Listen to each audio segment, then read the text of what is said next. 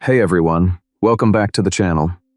Tonight's story is about what happens when the person who once stood beside you starts caring more about the story. They can tell about your pain than the pain itself. Before we begin, this story is inspired by situations and personal dramas shared online, but it has been creatively rewritten and adapted for storytelling. All characters, names, and identifying details in this version are fictionalized.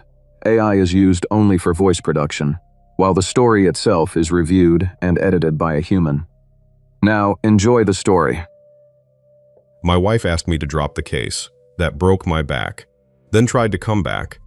Once I became safe to stand near again. The service corridor behind the Taft Ballroom smells like industrial cleaner and old carpet adhesive. I've been running back of house for 6 hours. My headset crackles every 90 seconds. The soft brace under my shirt is soaked through. My left foot went numb around hour 4, which is actually a mercy. Adrian rounds the corner in a dove gray blazer. Wrong shoes for this corridor. Wrong walk for anyone who belongs back here. She doesn't say hello. If you testify tomorrow, they'll subpoena me too. So before you ruin my career, ask yourself whether that fall was really just their fault. 9 months of rehab. 9 months of learning to stand without my vision going white. 9 months of her absence, dressed up as self-care, and this is what she opens with. In my earpiece, Claire's voice, "Freight lift is down. I need you in the ballroom. Now." Adrian steps closer. Once legal opens everything, don't expect to come out looking clean, either. You should have thought about clean when I was the one bleeding on concrete. I walk past her toward the ballroom. My back screams on the turn. I don't let it show. 9 months earlier, we lived in a 2-bedroom in Oakley with a kitchen I'd half-gutted and never finished. Married 4 years, no kids. I was running a renovation downtown. Old train station becoming a boutique hotel. Big money, tight timeline. Adrian worked communications at a boutique PR firm called Lark & Calloway. She kept stories from falling apart. I kept structures from falling down. That Tuesday, she came home with actual excitement. We landed the Whitmore portfolio. I knew the name. Whitmore Development Group was the engine behind half the redevelopment projects downtown, including the ecosystem my train station sat inside. "That's the same developer orbit as my project," I said. "It's communications work, Caleb." "I'm not going to be on your job site." I let it go. Later that night, I went to the kitchen for water. She closed her laptop, not slammed, just smooth and practiced. I caught a subject line ghosting across the screen. "Preview concerns, schedule exposure." "Work stuff?" I asked. "Always," she said, and went to bed. The station project was being pushed wrong. Guardrails on the mezzanine not fully anchored. Subcontractor cutting corners. Sign-offs ticked too early. I wrote it up, sent safety concerns through every channel, asked for a partial work stop. The response came in a conference call. "We're too close to donor preview to start a shutdown over a maybe." Nobody ordered me to keep going. That's not how it works. The calendar stays the same, and the implication is that a competent superintendent would figure it out without making noise. I kept the safe zones running while I fought for the unsafe ones. And here's the part that sits in my chest like a stone. On a Thursday, I led a material delivery stage in Zone C, before the inspection paperwork was fully signed off. 3 hours from completion. Safe materials, safe area, I'd seen the draft. A field call to keep the flow from jamming. I told my foreman, "We can keep moving as long as nobody does anything stupid." A normal sentence, the kind a superintendent says 10 times a week. 14 months later, someone would read it from a deposition transcript like a confession. That night, Adrian came home late from a client dinner. Mentioned a new consultant on the Whitmore account. Nolan Pierce. He's sharp, really understands stakeholder narrative. She studied me across the kitchen island. Not every bad feeling means someone's lying to you. I went to bed thinking about anchor bolts. I should have been thinking about her. Early November morning, cold, wet. I was on the mezzanine at 7:15, checking the platform I'd been fighting about for weeks. My phone buzzed. "Adrian, please don't blow this account up over one delay." I stared at it. What account? How did she know about my timeline pressure? At 7:23, the platform assembly shifted. Marcus, a second-year apprentice with a kid at home, was in the fall zone. I shoved him clear and went off the edge, 19 feet onto concrete. I woke up 2 days later, multiple pelvic fractures, lower back nerve damage, torn ligament chain, left side. Recovery, 12 to 18 months minimum. Return to field work, unlikely. Adrian was there, she cried, real tears. But her questions were already wrong. What's the insurance situation? How long did they say? Realistically, is there any chance this gets resolved without a formal claim? I was on a morphine drip with surgical hardware in my pelvis, and my wife was building a flowchart. She didn't leave all at once. She eroded. Visits got shorter. Words got corporate. I don't have the capacity for another crisis conversation tonight. I need to protect my bandwidth. One afternoon, in week 4, she brought a folder. Insurance coordination forms, she said. I was on pain meds. My hand shook when I held a pen. She pointed where to sign. I signed. 3 months later, my attorney told me one of those forms authorized broader access to my claim communications than standard paperwork required. Owen, my brother, electrician, steady as concrete, came by on a Saturday. I saw Adrian Thursday night, he said. She said she was at her mom's. She was at a rooftop bar in OTR, having drinks with a guy in a nice coat.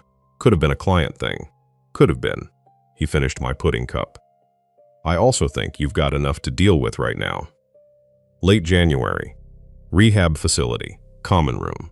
Adrian walked in wearing her good coat and sat down with her hands folded. She spoke for 10 minutes. Structured. Rehearsed. The accident, the legal proceedings, the rehab timeline, all of it had turned their life into one continuous emergency. I can do hard. I've always been able to do hard. But I can't do chaos with no end date. So what are you saying? I think we need to separate. You're leaving. I'm not leaving because you got hurt. I'm leaving because this life has turned into one long emergency.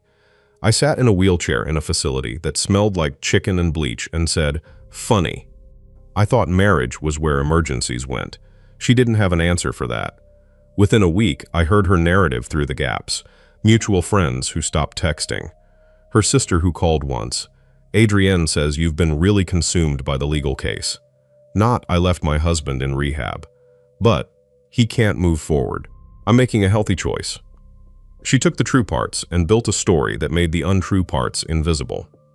That's what she did for a living. Owen moved me into the garage apartment above his shop. 14 stairs with a reinforced railing. It took me 4 minutes to climb them. I hated the first month. PT 3 times a week. Mornings where tying my shoes made me throw them. Nights cataloging every mistake I'd made on the station project. The divorce paperwork came clean and quick. She wasn't trying to take anything. She was trying to leave without a story that could complicate her professional life. Meanwhile, my attorney Deborah Kang was building the case. My safety documentation was the strongest card in the deck. But they're going to come after the material staging incident. And if Discovery opens communications, Adrian's firm is going to be very uncomfortable. Owen came by one evening with my old binders and laptop from the house. Something's off. Your field notebooks were in a basement box labeled old paperwork. You never kept them there. My laptop showed login activity during days I was still hospitalized. Deborah dug deeper. In the cloud backup of Adrian's work drafts, auto-saved to our shared family account, she found an unsent email. If Caleb documented safety concerns before the incident, no one should be pushing public messaging before internal review. I don't want this spun before. Facts are clear. I read it 3 times. It hit me in a place I'd been protecting. Because this sounded like someone who'd tried to do the right thing. I went home and sat on the edge of my bed and wanted to believe it so badly I recognized the wanting as its own kind of danger. 2 weeks later, Deborah called. The draft. We got the metadata. And? Created 11 days after the accident. 2 days after her firm's legal counsel advised that communications might be subject to discovery. Never sent. Wording carefully constructed to create a paper trail. CY. Classic. I let the last version of Adrian I'd been protecting finally die. She hadn't almost chosen right. She'd chosen protection and dressed it as conscience. Owen dragged me to a museum fundraiser because he needed help and I needed to stop rotting. Within 20 minutes, I couldn't help it. Spotted a vendor bottleneck. A blocked safety lane. A staging conflict between band and dessert setup. I fixed the flow, rerouted catering, cleared the lane. Then I overstepped. Moved a florist's time slot without asking. The lead planner found me. That slot was a client promise. A 10-year vendor relationship. You just told them to wait because you decided the schedule was wrong. The schedule was wrong. The schedule was mine. Midway through the event, my back locked up completely. I made it to a cable case by the loading dock and sat pretending to check my phone for 8 minutes, sweating through my shirt, waiting for the spasm to release. The planner was Claire Donnelly, co-owner of Riverlight Events. After the breakdown, she told Owen, "If your brother wants occasional back-of-house work, I can use him, but not on floor and not in charge." Claire started me on back-of-house work. The invisible parts that kept events from breaking my body set the terms. Direct, don't carry. Sit before the nausea made the choice for me. At a barn wedding, I caught a collision between catering and the band at a service entrance. Old Caleb would have rerouted it himself. New Caleb pulled Claire aside, presented the problem and fix, and let her make the call. "Do it," she said. "But tell the band manager I authorized the change, already planned to." Then came the outdoor charity dinner. Weather shifted early. Ops lead called in sick. Claire got pulled front of house. She called me. "You're not running the event. You're holding the back spine together." 4 hours. Sandbag the tent panels. Compress the catering timeline. Wait the music stands. Cut 2 nice-to-have program items to keep service lanes clear. Sit for 10 minutes behind the bar tent when my back started to go. It wasn't flawless, but it held. During teardown, the estate manager found Claire. "Who was the guy in the back with the brace?" "He's the reason this held together." Claire gave me a nod. "You earned that." Did Pavern. The Whitmore Foundation Gala. Biggest event of the year. Restored industrial space downtown. Same developer orbit as the station where I fell. Claire called me in for back of house because the event needed a spine and that had become my job. At 4 p.m., I was checking the loading dock. "I didn't expect to see you here," Adrian said. "I work here." She looked me over, processing the brace, the radio, the clipboard, comparing it to the broken man in the rehab facility. At 7 p.m., she found me in backstage staging. "You're doing so much better now. You're yourself again." And there it was. She hadn't come back because she missed me. She came back because I was the version of me she could stand next to again. Functioning. Explainable. Safe. "I'm not myself again," I said. "I'm someone else." "That's not what it's exactly what you mean. You left because I was broken and couldn't be explained. Now I look like a story that makes sense, and here you are."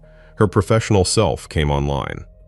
"You really want to burn all this down over something nobody can undo?" "I'm not burning anything down. I'm telling the truth in a legal proceeding.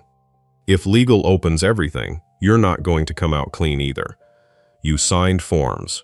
You made statements on medication. You have a protocol gap, maybe. But I didn't move my own notebooks to the basement. I didn't access my laptop from the hospital. I didn't write a draft email designed to look like conscience and then not send it." She went still. "I was trying to protect both of us." "No. You were trying to protect your trajectory. I just happened to be in the blast radius. You think I abandoned you. I think I refused to drown with you. No.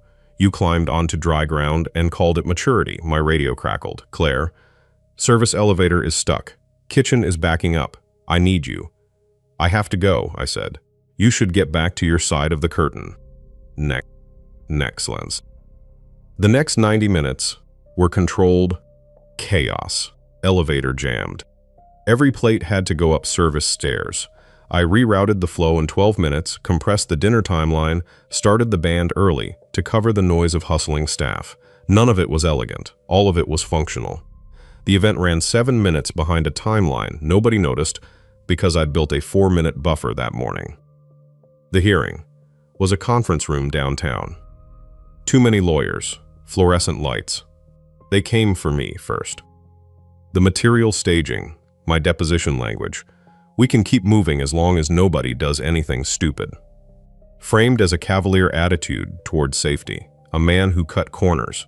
Then Deborah introduced my documentation, email by email, memo by memo, time-stamped, unaltered. The developers team tried to argue the docs were retrospective. Deborah was ready. Through discovery, we've obtained communications from Larkin Calloway referencing managing the narrative during the exact period when Mr. Mercer's safety concerns were being dismissed. The room got quiet. She read Adrian's draft email aloud, the one that sounded like conscience. However, metadata shows this draft was created 11 days after the accident, 2 days after the firm's counsel advised that communications might be subject to discovery. Never sent. Carefully worded to create a paper trail. Pause. It's not courage, it's cover. Then the developers team pivoted back to my imperfections. The staging incident, the signed forms, the deposition language. They didn't need to prove I was at fault, just that I wasn't a perfect victim. They were right. I wasn't. Deborah had warned me. They can't win on the merits. They can make it ugly enough that settlement looks attractive. It worked. The developer, GC, and subcontractor settled jointly. Subcontractor took the heaviest penalties. Developer absorbed reputational damage. I received a settlement large enough to change my life, not large enough to make me rich. Adrian's outcome was quieter and slower, pulled off visible accounts. Promotion frozen. Trust eroded not through confrontation but exclusion. Within 6 months, smaller firm. Within a year, different city. Nolan Pierce disappeared from her orbit 2 weeks after the settlement went public. Consultants are good at reading wind direction. I used the settlement carefully. Bought into Riverlight at a level that gave me stake and role but not control. Invested in practical infrastructure, van, gear, storage. Kept my operating role. Back of house, the events where backstage could break. My body didn't recover. Weather still made the hardware ache. Numbness came and went. Some mornings, the stairs took everything I had. Claire and I didn't rush anything. We had meals after events, tired, sitting in diners, talking about what went wrong and what to do differently. We had weekday mornings walking venues with coffee. We had boundaries, business through proper channels, personal off the clock. She never told me I was brave or inspiring. She told me when my floor plan was wrong and when I needed to sit down. She treated me like a person, not a project. After a year of being someone's narrative problem, that was the most radical thing anyone could have done. A Tuesday morning in November, 1 year after the fall, diner in Northside, Claire across from me, eating eggs, reading her phone. My back informing me that 2 weekend events was still my upper limit. My phone buzzed. Deborah, final paperwork done, case officially closed. I read it, locked my phone, turned it face down. Everything okay? Claire asked. Yeah, it's done. She nodded, went back to her eggs. No speech, no celebration. Just a man in a diner with a bad back and a numb foot and a life that was smaller, harder, and truer than the one he'd planned. Adrian wanted a life that never looked broken. She got it, until the metadata and timestamps dissolved the narrative she'd built so carefully. I got a life that was broken and stayed broken and somehow became worth living in. Not because suffering built character, because when everything I'd built to keep the world from seeing my cracks got stripped away, what was underneath was still a person who could read a room and hold a thing together. Claire put her phone down. Nonprofit dinner next Saturday. Masonic Lodge. Venue is terrible. I know. Service entrance floods when it rains. It's supposed to rain. I have a plan for that. Of course you do. She smiled. The small one that meant she trusted me to handle it. I paid for breakfast, she argued. I paid anyway. We walked out into the gray November morning, and I didn't look back. Okay, that's all for today's story. If there's one thing this story leaves behind, it's this. The people who truly care about you stay when life stops looking easy, polished, or convenient. And sometimes losing the ones who only love the version of you that looked good beside them is exactly how you make room for something more honest. I really hope this story reminds you to protect your peace. Trust what people do, more than what they say, and never beg to be valued only when you're easy to stand next to.